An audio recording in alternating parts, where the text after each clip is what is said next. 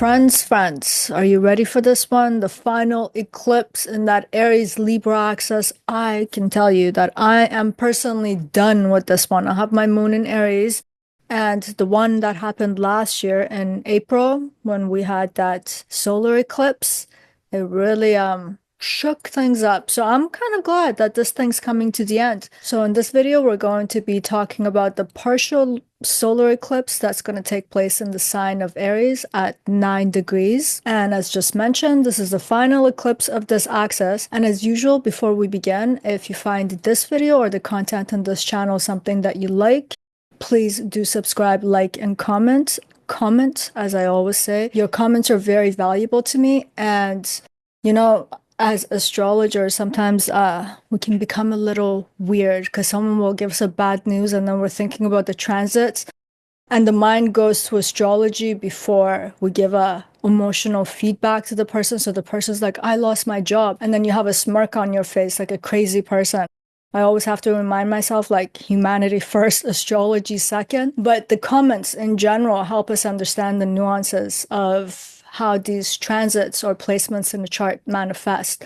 There's a multitude of different ways. So when you guys comment, it helps me to get a better grasp and understanding. And if we read each other's comments, it can be very helpful too. And if you're interested in my reading services or classes, you can go to my website at parisayazi.com.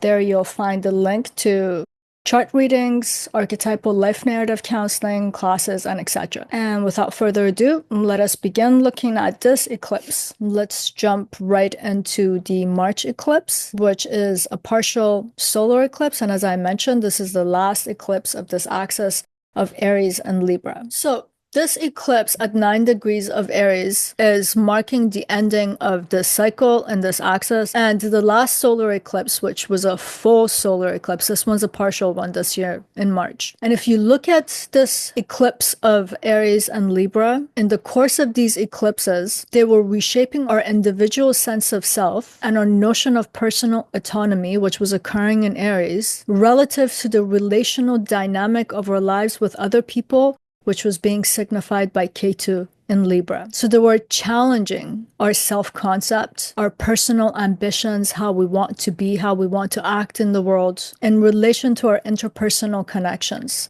So it would not have been uncommon to find other people standing in our way as something that was a challenge to the way that we wanted to be in the world. And Rahu in the past couple of years has been really amplifying this theme of how I need to assert myself, how I need to be in the world. The sign of Aries has a great amount of self-orientation in it. It's very individualistic. And this individuality of Aries can be about individuation, which is you coming into your own person, being an expression of your core and your soul, or it can be individualistic in that selfish sense, which is more negative. So there was a conquest of the self for the self in the sign of Aries with Rahu North Node there. And the way that we were doing this was by dissolving our relational dynamics, which was Ketu in the sign of Libra. So our relational structures, our relational contracts, such as marriage, our social contract, which binds us to other people, and our past mode of cooperation were being dissolved and deconstructed by Ketu. Ketu was having a kind of a underground guerrilla warfare on that end, while Rahu, the head of the dragon, was just seeking itself. I need to do this for me. So this polarity was almost like a battle of duality between raw ambition of the self, self-reliance against dependency on other people, and the need to detach and withdraw from other people so that the self could declare itself. That's where the future was trying to take us, or at least that's what it felt like, because North Node amplifies, and the amplification of North Node and the intensification of South Node defy reality. It's not realistic. It's distorted in that sense. And you know what? If we look at the global political climate of this past 2 years, this was very, very apparent. One of the things you guys can look at was the last US election, for example. We see this dynamic very much at play. And if we reflect our own personal lives, these were also themes. And then you can look at where the sign of Aries and Libra, which house is it sitting in? That's telling you which themes of life are negotiating or going through this kind of a transformation. And then every house has particular kinds of people in it. You know, the seventh house is about your relationship and people you have legal contracts with. For example, your fifth house is your romantic partner. Fourth house is in your family dynamics or family members. Ninth house could pertain to your teachers if you're going to university, or your priest, your guru.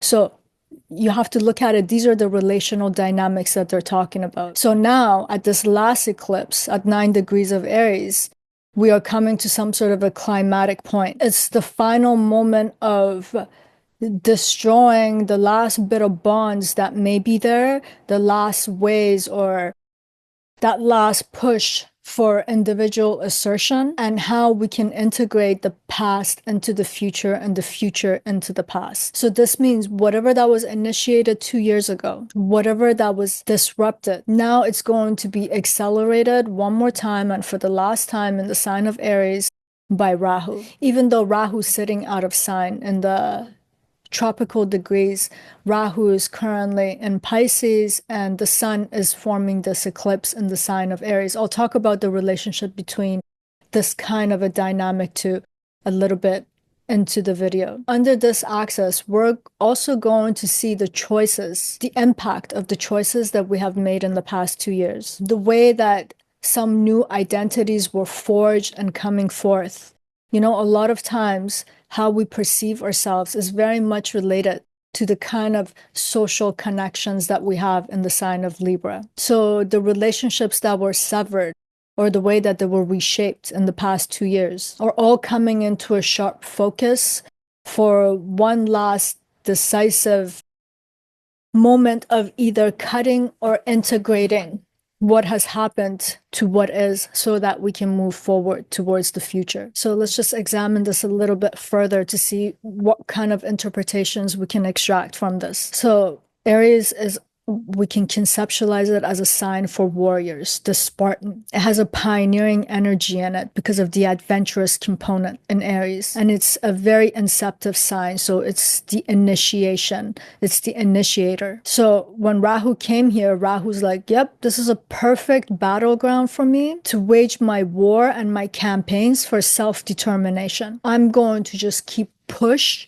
in the external world, push the limit, push all the barriers, and I need to get rid of all the limitations that are in front of me. And the way that it was going to conceptualize this, because where Ketu was sitting in the sign of Libra, is to annihilate people that were standing in its path, or at least that's how it perceived it. Because as I keep saying, Rahu and Ketu don't necessarily represent the truth of reality. There's a sense of distortion with them. So they over-amplify and they over-exaggerate things. Ketu will under-exaggerate the importance of our social dynamics, while Rahu in Aries was over-exaggerating the sense of self-importance and what I need to do. So this solar eclipse is going to be a kind of a moment of assessment too. All the relational dynamics that were assassinated, we sniped them out with Ketu. That hunger for new frontier, which Rahu was representing. With the sun there, now we need to have a self-realization, if nothing else. If they don't bring anything disruptive, because this is also a partial solar eclipse, it is pushing us to have a realization of the consequences or the benefits that came from this. So this is a moment, and when I talk about self-realization or kind of a realization, it might not even be on a conscious level of assessment, because this is the final moment where we're going to see the choices that we made, the way that we asserted ourselves, the way that we did this by assassinating our relationships. Did these choices and do these decisions have strength to be sustained in the future? Or are they just going to be collapsed under the weight of their own instability? And this is because Rahu and Ketu don't represent reality. So we might have made some far out choices where we wouldn't have normally done these. So this realization could also represent consequences and outcomes during this last eclipse. And this is also a moment where our illusion of endless conquest might have a very up close and personal confrontation. So it's almost as if reality is going to confront us now. Were they good choices? were they very harmful to the totality of your life and how you're moving forward, or were they the right decision? And sometimes they are the right decision. Sometimes we're entangled with very toxic people, and there's a pattern of interaction that's very hard to break. For example, if you've ever been in a relationship with a narcissist, the kind of idealization that they do and the way that they pull you into their dream and into their realm of lies and manipulation, some people get entangled in it for years and they don't even understand what's happening and how to get out. So the over-exaggeration of the nodes might have helped this person to get out. But then on the other end of things, we could have been in relationships that may have felt a little bit glitchy, that needed work, which almost all relationships do, and all types of human dynamics. And we severed those, we sabotaged those. So now we're going to see the consequences. Some part of this eclipse is going to be about consequences of those decisions and choices. And we have to somehow reconcile what is coming up as the future with the past. And when I'm talking about the past, I'm talking about the past 2 years of these eclipses. I'm also talking about the past 9 years and 3 months since the last time the nodes were here, where Ketu, South Node, was in the sign of Aries. And it's going to be hard to have these realizations because so many of these sabotages that were happening by Ketu in the seventh, in the sign of Libra, talking about that guerrilla warfare tactic of Ketu, they were probably not through direct aggression a lot of times. It was about quietly undermining contracts. That's how Ketu was sabotaging, the way that it was dissolving relationships and connections, cooperation. So this eclipse could also be a moment, because I was saying we have to always consider Rahu and Ketu, and even though Ketu's in the sign of Virgo right now, this is what this eclipse cycle was trying to do. So this final eclipse could show us the collapse of certain dynamics just because they were so undermined and deteriorated for the past couple of years. So it could permanently or severely sever our ties to certain relational dynamics that we have. I mean, it's saying like, you wanted the self, here's the self, you got the self, but the self can only be attained with the sacrifice of these social connections or these relational connections that you have. And another thing this eclipse can do, it bring an absolute moment of clarity about breaking with certain individual once and for all, done and done. It was 9 years and 3 months in the making. The past 2 years put it through the grinder, and there you go, last eclipse, done and done, at least for another 9 years and 3 months. And there's kind of a, for lack of a better word, there's kind of an icky feeling right now too with this eclipse. And one of the reasons for that is because we're having an out of sign eclipse. So what seemed like complete opposition and a polarity to us a couple of years ago when this eclipse cycle started, like the self, myself versus my relationship, or the need for conquest and how this conquest needs detachment from this circumstance or this person, the hunger versus the renunciation that had to come with it. All of it kind of feels, how do I describe this, like an idiotic illusion too. This can be part of the unfolding of this too. There's something a little bit nonsensical about all the stuff that happened and why we did it also. And you know what? If we reflect back in this past 2 years, the way that we negotiated this access, a lot of times it wasn't making sense. It's like, why am I asserting myself? Why am I sabotaging that relationship? I can't help myself. I just have to do it. I had that kind of a feeling. So this out of sign eclipse can also bring an unsettling feeling about what has happened and why we've done it, why other people have done it. And this might bring us to some higher kind of a realization. It's a higher kind of knowing, which is about like true autonomy, to have our sense of autonomy and personhood. It does not always have to mean that we have to annihilate some other person or relational dynamic. And to establish balance, it doesn't constantly mean we have to detach and destroy things. The sign of Libra has a lot to do with balance. So maybe a better way of doing all of these things is to balance the self relative to others and the other facets of our lives. I mean, in this axis, we could have been chasing this notion of fairness and justice And we really tipped the balance at some point, because who did we want the fairness and justice for? For the self. And what do we do to get that fairness and justice? We might have violated other people. And where's the fairness and justice in that? So these are the kinds of dynamics that can also come into the forefront of our consciousness, as the sun represents consciousness. And I would say there is going to be two outcomes. The enlightened outcome, which is to understand the synthesis between self and other and the contingency and how they are always dependent on each other, or to just end up in this headspace of endless conquest where it's demanding absolute detachment in another part of life. So in some ways, since this is the final eclipse, it's kind of a final test for all the things that Rahu North Node was chasing and all the things that Ketu South Node was dismantling along the way. And we got to remember, the chart is like a show. The show must go on. So whatever that doesn't get integrated, whatever that is not learned, this pattern, it is bound to be repeated in about 9.5 years, about 9 years from now, when the nodes come back to this same axis. But just to talk about some of the positives, if we reflect back, I think lessons have to be drawn now, because this is the last eclipse of this axis. The instability that the nodes brought, if you think about it, they were forcing us to see where we were individually stagnant, where we were complacent, maybe stuck, or just stuck in our outdated ways of being and doing things. And in ways that we were engaging with other people, it was demanding for us to be independent. That's what Aries is about. Self-reliant. And then by pushing the self to just keep going forward, we were understanding where our strength is.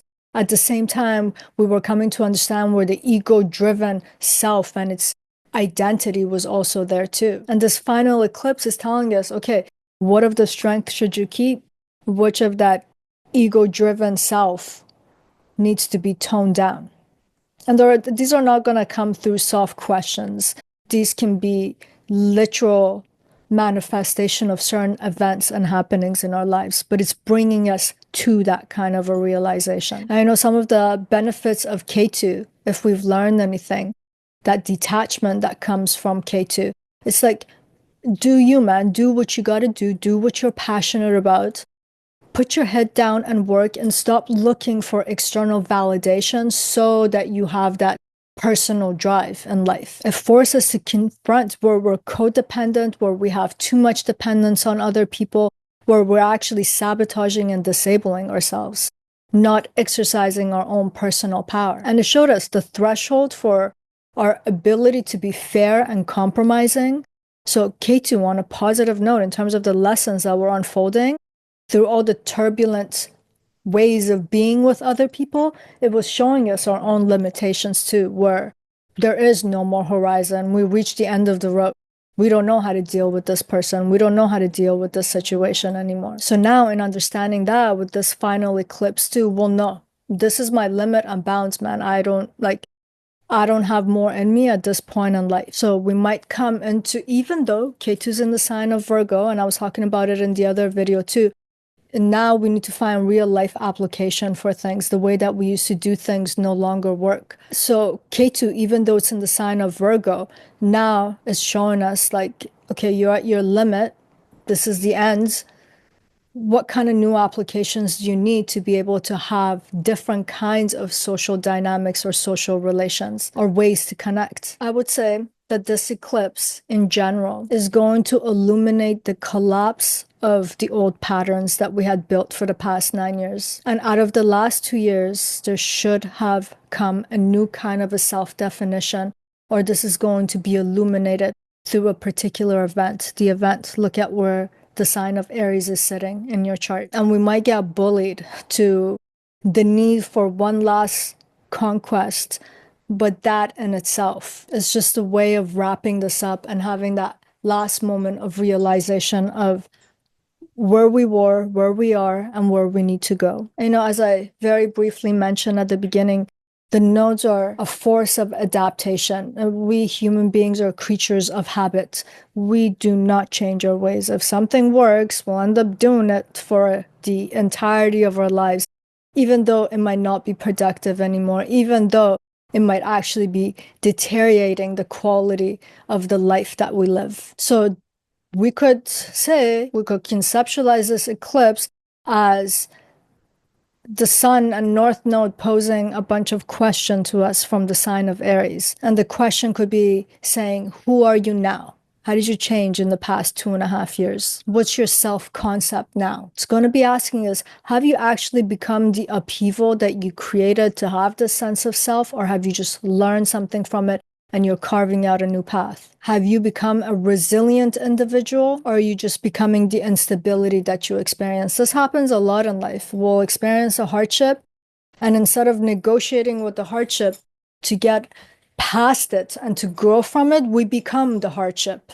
That's all we talk about. That's all we do. That becomes our lens of perception. And that's the way we come to experience everything in life. And, just as the eclipses are a force of adaptation, they're also a force of evolution. Like all of the upheaval that they created in the past 2 years, the disruption that they brought about, they created a kind of a pressure so that we do things differently. And as we do things differently, we're adapting to new environment, to new ways of being, new ways of self-expression. And that is our own personal evolution. And on a social level, it's about the same thing. If you think about it, every personal and social revolution usually comes from prolonged periods of instability. And we've experienced this instability in this axis and its themes for the past 2 years. And we felt its pressures, and we were forced to do things differently. And have we evolved from this? I would say we have all evolved in some ways, whereas pertaining to the themes of Aries and Libra, and particularly the houses where they're sitting in your chart. So there's a new order emerging from all the chaos of the past couple of years, something that has a potential to be more refined, something that allows us to have a higher, a better self-expression, and then to understand what this individual person in this moment, who it is, what it is, who it has become, and based on that, start to find new application.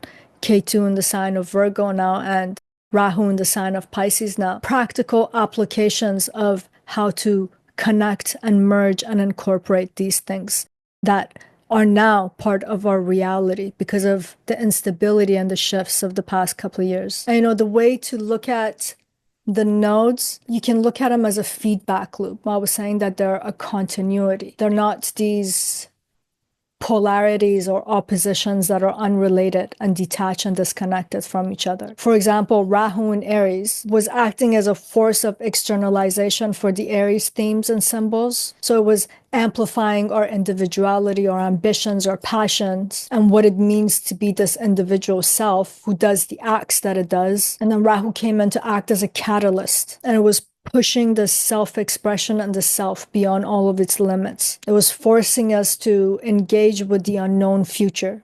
So in a sense, Rahu has done everything that it could to push the frontier of the self. And it did this at the expense of a relational dynamic, as Ketu sat there and sabotaged a bunch of things. Or even if it didn't sabotage, it really reduced everything to its core essence. It's like compressing everything. So this self-exploration and pushing the frontier and the relational disillusionment of our life comes to its close with this final eclipse in the sign of Aries. And a lot of us have gone through a lot of hardships, and I feel that one way to grapple with, negotiate with, reconcile the happenings of the past 2 years is to understand that, yes, the nodes created a lot of upheavals. They brought a lot of things into an end. They initiated new beginnings that may still feel uncertain, but they were a force for our evolution at the end of the day. And they were compelling new forms of adaptation, which in the long run of life will make us stronger, wiser, better. And this out of sign eclipse, one more thing that is worth saying, it's almost like doing a relay race. You have to pass the baton to the next person. So yes, Rahu's closing off this eclipse where we almost have 1 foot in the past, 1 foot in the future, one last push for self-assertion. But at the same time, Rahu now being in Pisces, we got to know how to incorporate everything now into one whole and one totality. And it brings a kind of a contradiction because the sign of Aries is all about individuation and self-assertion, whereas in the sign of Pisces, there has to be dissolution of the self into something greater, even something that's not particularly defined, something that can even be infinite. So I see this as a way of, yes, there was so much push to assert ourselves, but this moment, this eclipse, is going to be a revelation or an occurrence that's going to actually ask us to relinquish control, accept the unknown. It's almost like an open-ended kind of a story. You know, sometimes you watch a movie and you want that definitive ending, and then it leaves it up to your interpretation, and you're like, God damn it, did it go that way or did it go that way? What happened? And I actually think this might be a nice thing because we just had to assert so strongly. We had to declare so strongly in the past couple of years. And then just to have some sort of an occurrence where we don't have control over it. I should bite my tongue because sometimes those kinds of happenings or occurrences where we don't have any control, it's devastating. But let's say nothing devastating happens. For us to understand that we could have a sense of self that's strong, but we don't have to be in the driver's seat all the time, controlling everything all the time. This is an enlightening, this can be very liberating in a lot of ways. I know when the self has a lot of demands about who it is and how things need to be done, we lose the right kind of a perception in terms of what's related in our relational dynamics too. So this out of sign eclipse in general is telling us that something is very subtly being woven beneath the surface of all things. There's a hidden transition. So the new beginning or ending of Aries-Libra themes are bleeding into the next nodal axis and the nodal cycle, which is in Virgo and Pisces. So the transition is not linear. It's going to be filled with echoes of the past and in ways that is going to shape the future. I know, talking about this, it doesn't come as a surprise, even though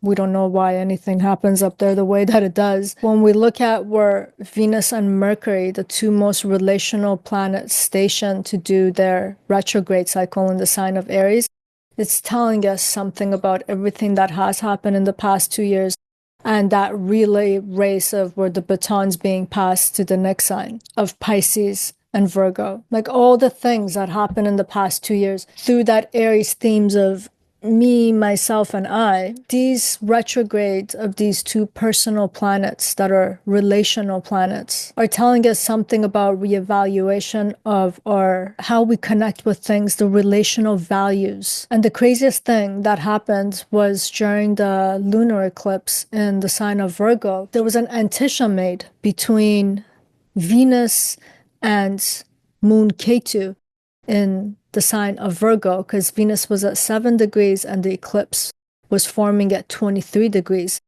And Aries is the antisha of Virgo. So it's almost like a secret promise is being made about how we understand our relational dynamics and ourselves and the practical solutions that must come from it, from the sign of Virgo. So it was connecting these two signs and the out of sign eclipses in a lot of ways too, especially since Venus is going to go back into the sign of Pisces and it is going to come back to Aries. And then Mercury, the planet of intellect, also has to reflect on these, the planet of friendships, relationships.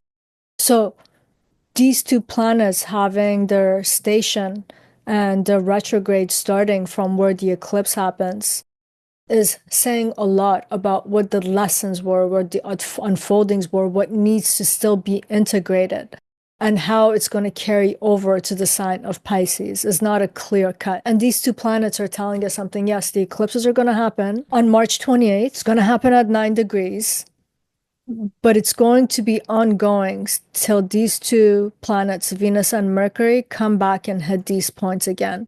We'll have a greater clarity about what this eclipse was when these two planets complete their shadow degrees. And since I'm always asking you guys to comment and to share personal experiences, I have to practice what I asked for too, right? Losing my voice because it's going to be so personal. It's like having a Freudian moment of trying to shove it down. But here it goes.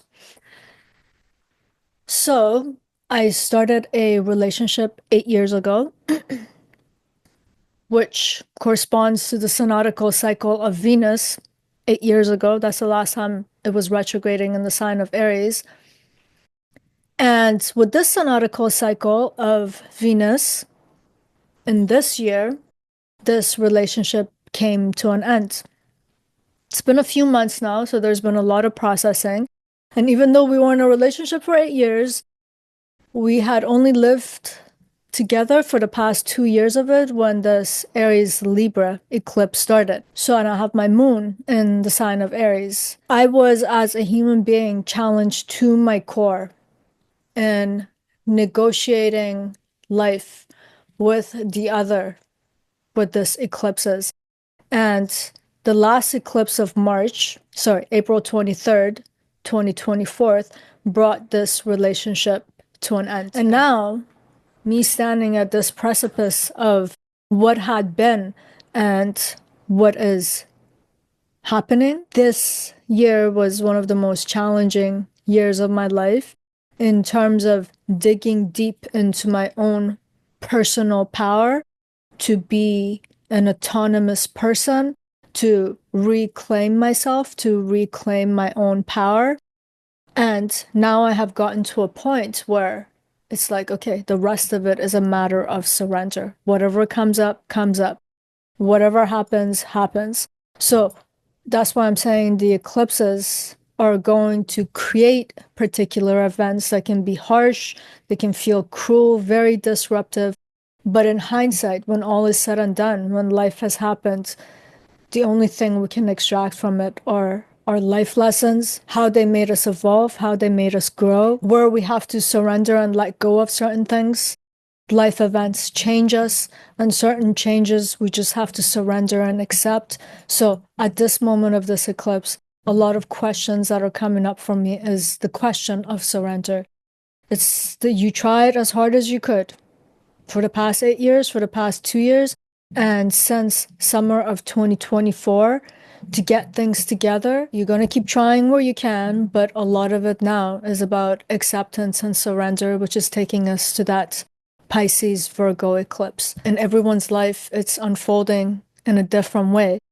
And that's what I mean about when we share, then we start to understand, okay, this is how they can manifest in a person's life. So, with all of that said, I hope that this eclipse is one where by its end now, we have all experienced what we needed to experience, that we are integrating the lessons, that we have evolved, we understand who we are in relationship to, which relationships are worthy of protection, reverence, care, respect, and nurturance, and where we must let go because some relationships actually come to destroy our sense of self and our autonomy. We have all been invested with certain amount and kinds of power, and our relational dynamics at their best, that thing that's in Libra, is going to augment them, is going to strengthen us. And through that strength that we have, then we invest them into the relationship.